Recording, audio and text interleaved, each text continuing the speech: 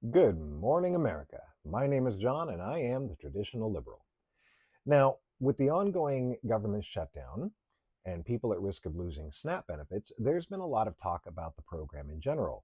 So let's start by clearing a few things up. First, undocumented immigrants don't get SNAP. It's a federal program, and legal status is required in order to receive benefits, although a few states do have their own state funded programs for undocumented immigrants. 58.3% of recipients are either children or over the age of 60. Of the non elderly, 17.6% of households receiving SNAP include a disabled person. Each $1 spent on SNAP generates over $1.50 of economic activity. The USDA makes payment mistakes, both over and underpaying, but estimates that over 99% of households receiving SNAP benefits are eligible for them. 3/4 of adults who qualified for SNAP only received benefits for less than a year before their income increased. Now that that's out of the way, let's talk about making it better. First, not all food is created equal. Ultra processed foods have been linked to weight gain, heart disease, type 2 diabetes, and early death. So, why should taxpayers be paying for this? 11.6% of Americans are diabetic, but healthcare for diabetics accounts for 25% of all costs in America. And since 78% of SNAP recipients are covered by Medicaid, that means we're spending tax money on foods that lead to more tax money being spent on healthcare. Now, I propose that we institute a legal definition and a classification system for food. Tier 1 would be whole food, a steak, a gallon of milk, a vegetable, a fruit, etc. One ingredient, or at the most, a couple of ingredients.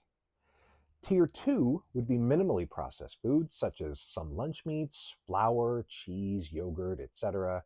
I would say limited to 10 ingredients with restrictions on certain things like artificial food dyes, flavors, preservatives. And Tier 3 would be everything else: sodas, boxed dinners, snack foods, etc.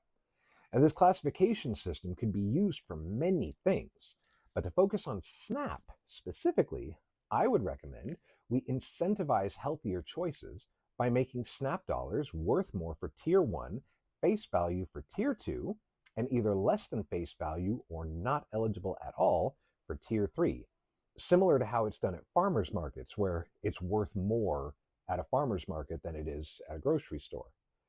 But John, not everybody knows how to cook from scratch. Well, getting on SNAP involves a lot of paperwork already, and it comes with informational packets. So just include basic cooking information in that. Access to video courses, recipes, etc. Give people the skills to take control of their nutrition. But John, some of these people don't have time and need convenience foods. You know, capitalism isn't great, but it does have its benefits. Implement this system, and food companies will scramble to take advantage of that Tier 1 and 2 label. They're going to want their products to be eligible for SNAP benefits because they want more people to buy them.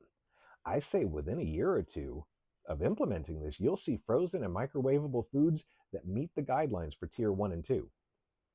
But John, isn't it cruel to tell people what they can and can't eat?